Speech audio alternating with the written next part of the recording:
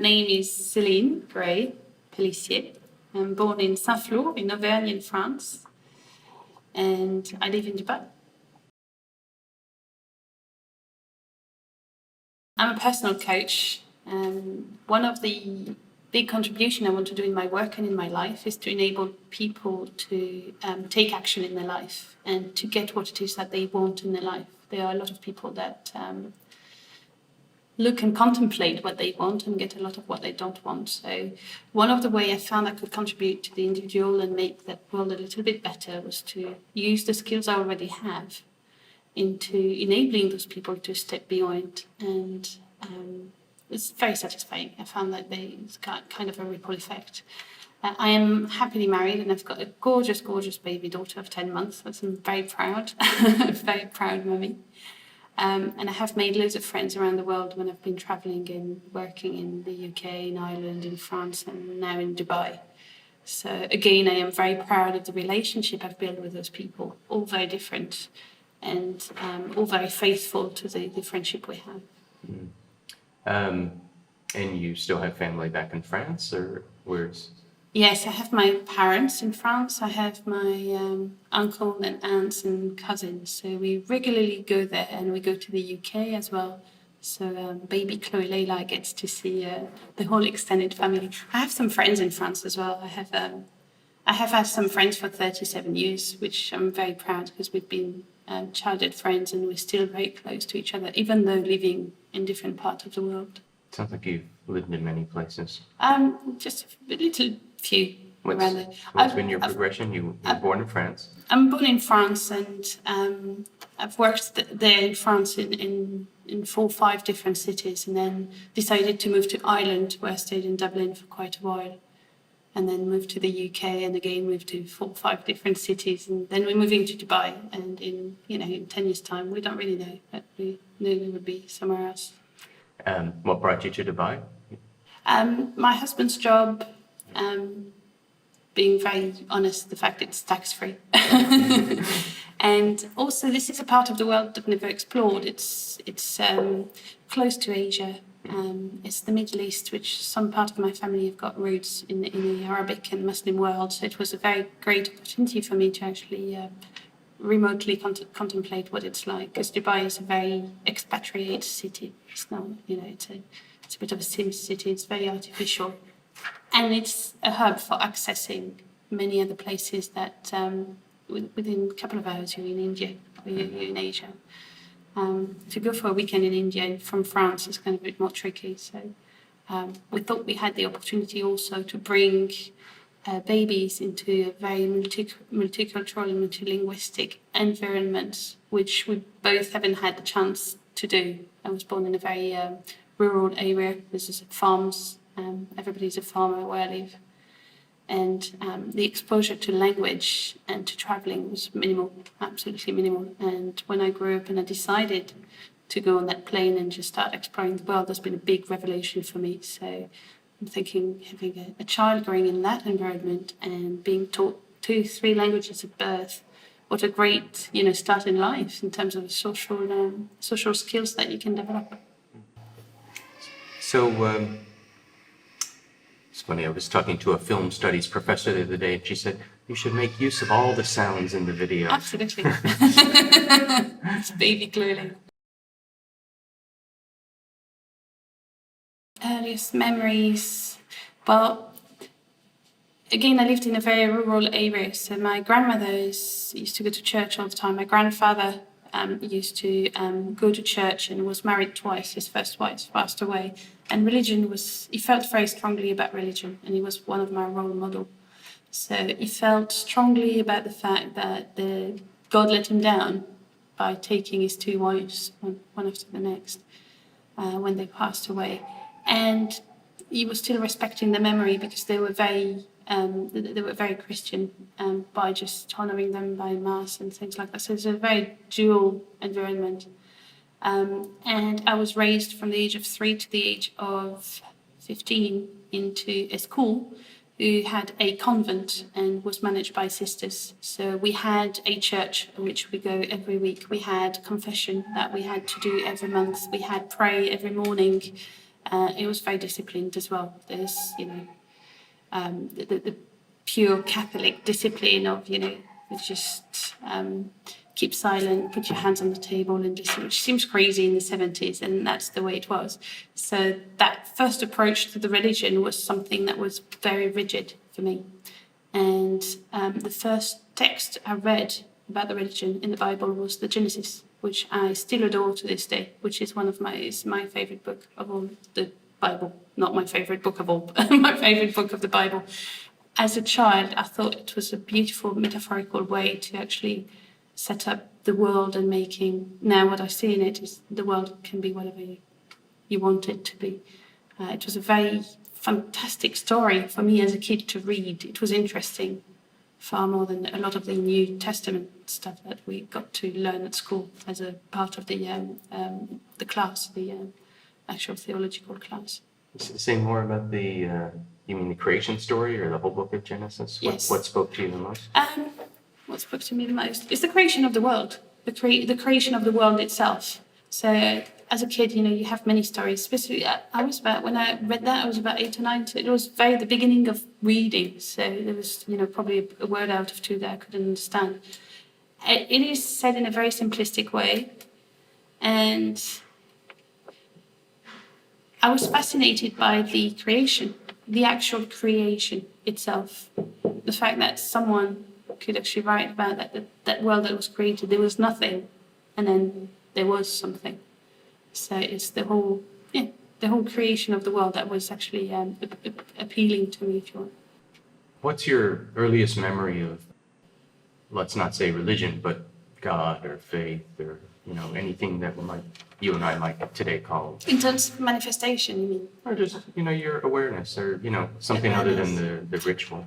The awareness would be the cross with the Christ on it, which I've always hated, because I've always wondered, why would you actually nail somebody on the wall? That's been very gory for me, and there was some everywhere.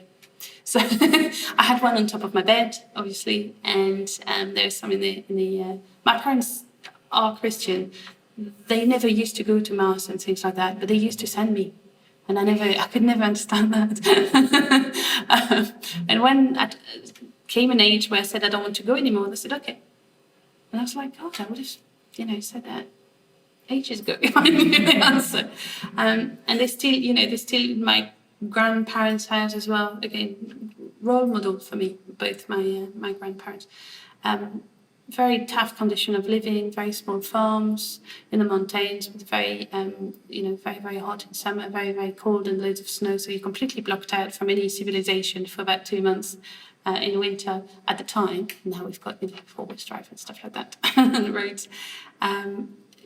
Faith in God was huge because they would appeal for the culture, for the weather, for the being of the animals, for the health of the family, for a lot of things. So it was this cross all over that everybody would actually pray. That was my awareness. And I didn't quite agree with those, but that's okay.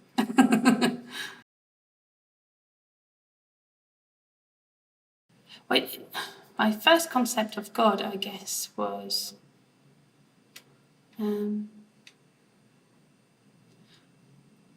we used to do the prayer when I was in 3-4 years old, start early.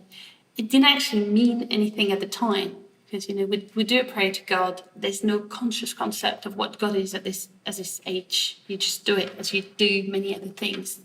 And I guess when I was 7, one of my grandfather passed away. And there was a big thing about, the funeral and I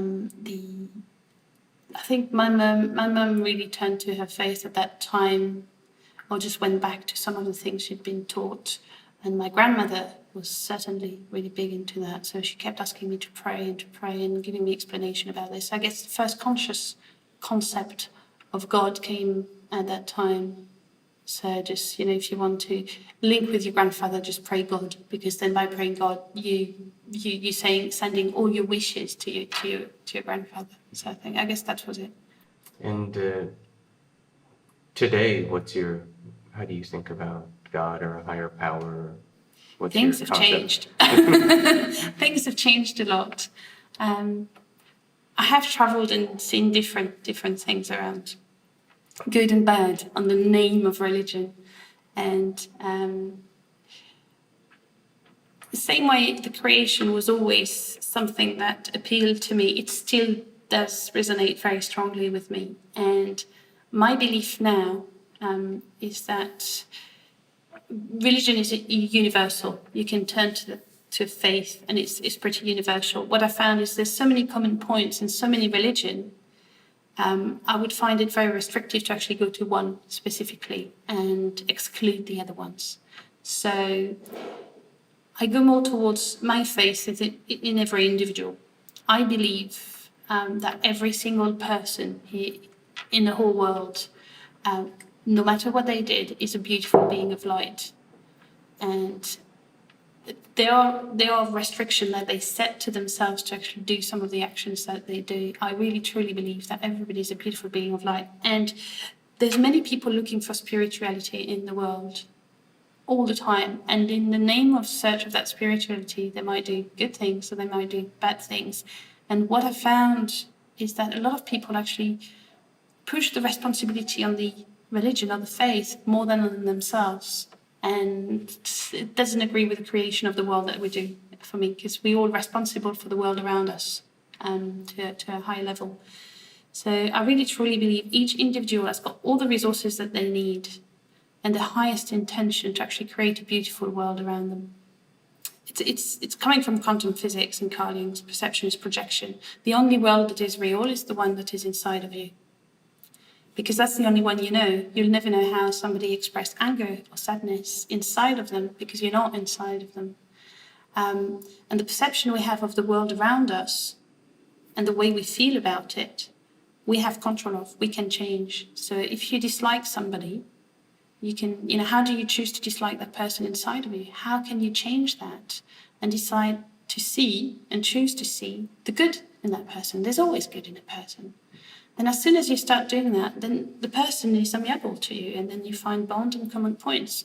And just that little tiny thing, for me, has got a huge impact and could have a huge impact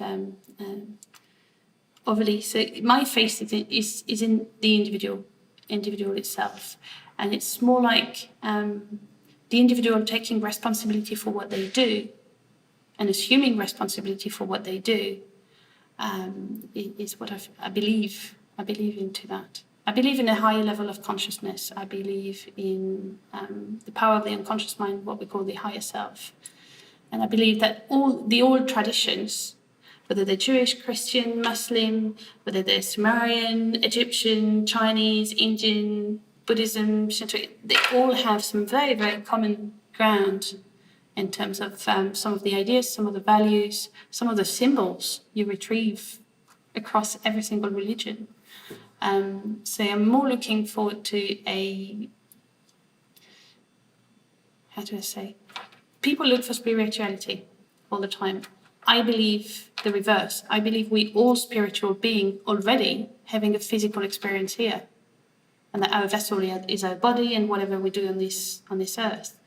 It makes things very easy for me that way, because I'm already in touch by just believing this. I'm already in touch with my spiritual side.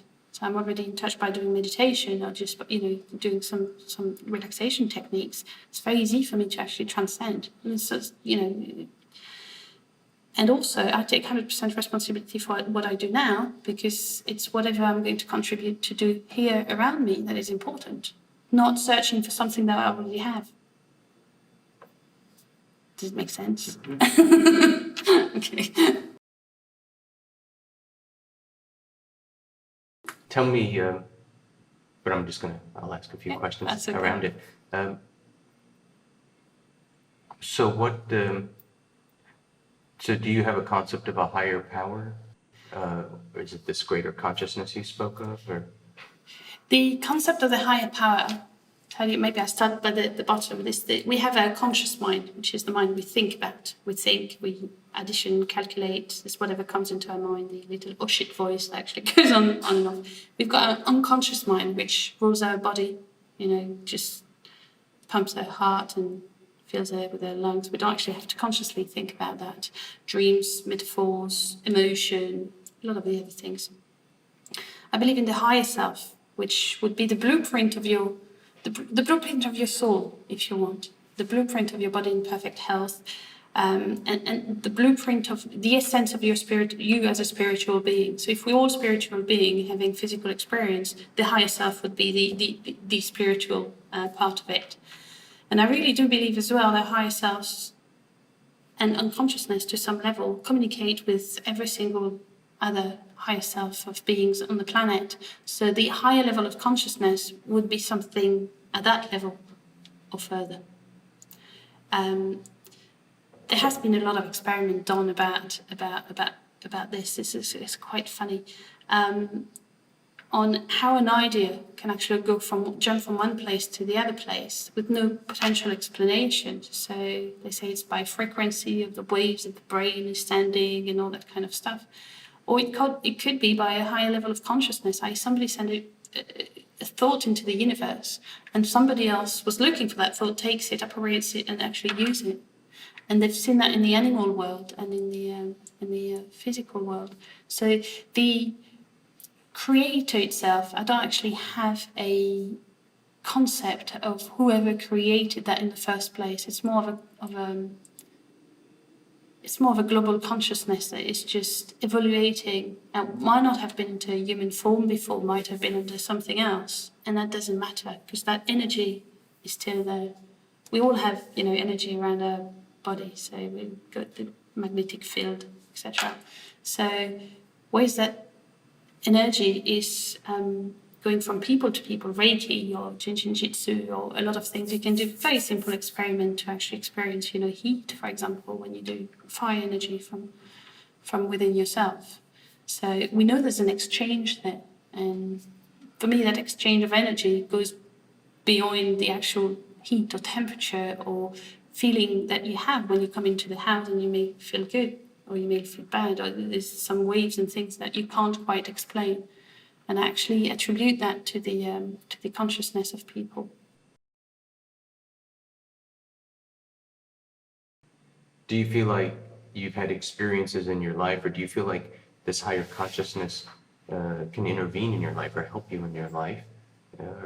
Like other people who might have a more traditional religious view might say, yes, there was this experience in my life where I feel saved, or God helped me, or I prayed and this thing was able to be solved in a way I could never have done on my own, in my own human power.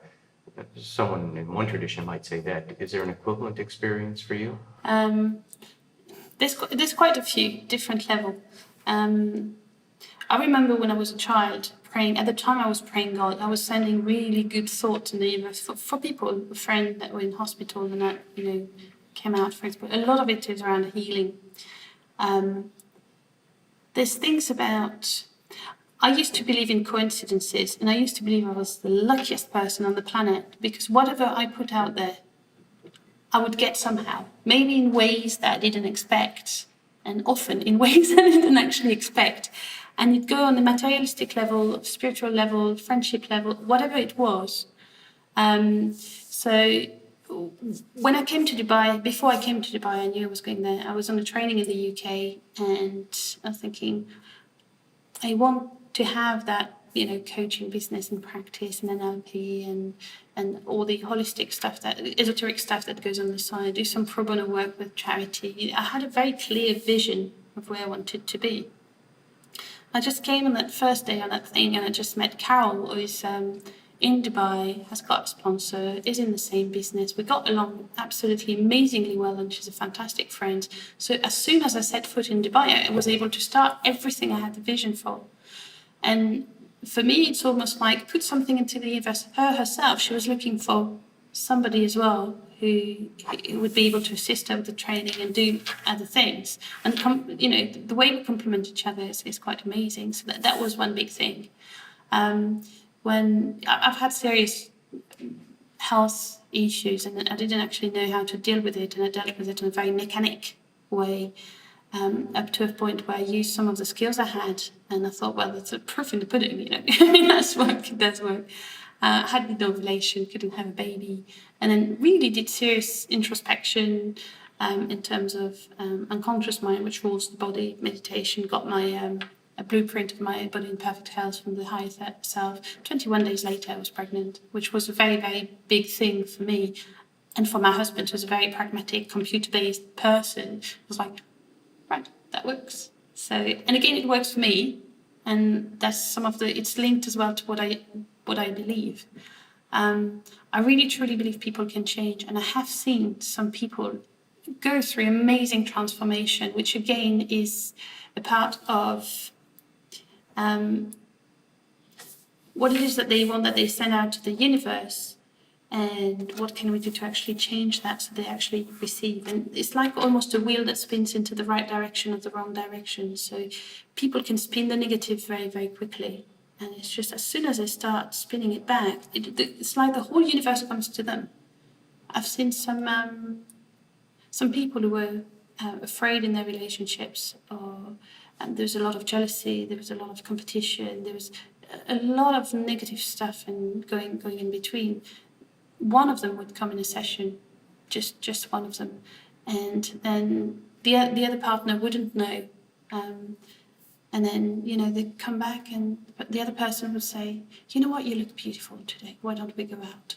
Or, I didn't tell you for a long time and I really love you.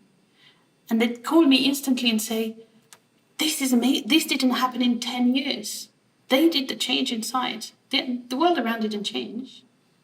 They only did the change, and it had, again, a massive impact. So that all these experiences I have a daily basis with other people and I had myself make me believe that, yes, there is something that we send out to the universe and that we receive what we send out.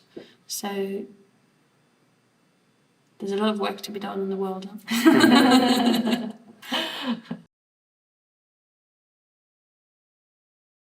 What are you most grateful for? My daughter. Absolutely. Beautiful. Beautiful. To have several choice. There's loads of things. I'm grateful for living to have that physical experience. I'm very, very grateful. I'm grateful for the people that have helped me, my friends, my mentor, that have shown me some of those amazing skills. Again, it's a path of search. Everybody looks for self-mastery, self-actualization. So you are going to attract some of these things, find them, and then go over the next step. So I feel very grateful for all these people to have taken the time to actually do that. And in general, I feel grateful for nature. I come from an environment which is very different from Dubai. It's completely untouched so far. It's volcanoes, woods, loads of wild animals, loads of still wild berries and natural water sparkling water you can just drink, in between the rocks and things like that. And ultimately, our project, we could fail, is to actually go back there to the roots. I feel very grateful because this is an amazingly untouched, beautiful place where you can feel love and good energy all around. You can touch the tree and almost feel it. It's absolutely beautiful. So this I'm very grateful for, to still be what it is. My greatest wish, that would be peace. That would be, God, inner peace for everybody, every single individual that would actually love themselves and have inner peace. I believe that just one thing that just could wipe the world, and just, instead of just fighting and just going over tiny minor details, because people fight about details. They don't fight about the big, highest intention or purpose. They fight over the tiny, gritty, bloody details. If they were at peace with themselves, if they were to love themselves, the projection of the world they have around them would be dramatically different. I really, truly believe that. So that starts there. There's a lot of job to be done. The belief I had about God was tested. And again, the limit of that test, when I found that other religion had the same values, plus a little bit more, and different ways of doing the things. So I really questioned at the time, when I was an early teenager, as we would do, what is the purpose for me to go to church if the rest of the week, you know, I don't actually follow on this action, what's the purpose of going specifically in there if God is everywhere? What is the purpose? I kept asking, what's the purpose of doing this? What's the purpose of doing this? What is the purpose of looking at somebody who's been nailed on the wall? What a symbol is that for, you know, is that a symbol of love? Well, some can argue it is, you know, the passion of the Christ, and I don't find it very loving, personally. And so, yes, that was tested to its limit, to me deciding and choosing to get beyond that. And what I believe in now is more the universe testing me. So if I have a project, something that is really, really dear to me, I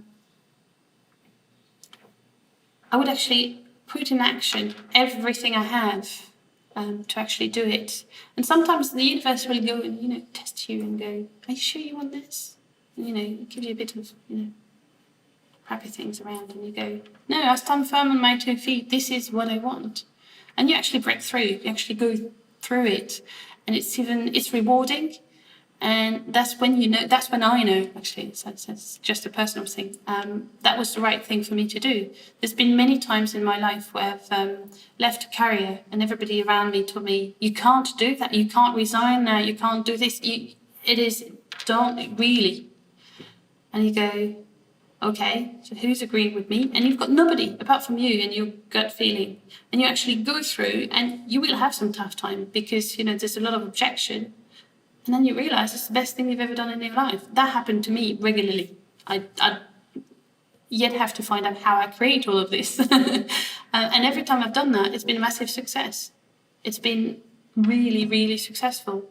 So yes, you are tested on a all the time. And it's also, I believe, to test your congruence with what it is that you are and what you believe in yourself. So if I feel there's some incongruence, I will actually decide not to do the project, or look inside of me and see where is the incongruence about this and how can I resolve it. If there's a part of me that wants something and another part of me that wants, you know, a part of me that wants independence and a part of me that wants closeness, well, I need to align them somehow, because otherwise it's going to be an internal fight. An internal fight leads to external fights and all that kind of thing. So you want to be spinning the wheel in the other way.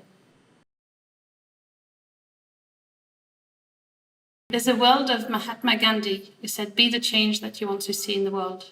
And that resonates with me, definitely. Because how can you want peace and love in the world if yourself, around you and inside of you, you don't have peace and love? This is, you know, very irresponsible. So be responsible and be the change that you want to see in the world. Mahatma Gandhi. When I show them your portrait, oh, this, you know, I tell them a few sentences about you. There's many things. I'm not quite sure what they want to hear. Or read. The number one thing is contribution. We all have a chance to contribute at a smallest level as possible. So whoever wants to contribute to the neighbours, the friends, the environment, the planet, it's, you know, it's their own doing. So what about me? I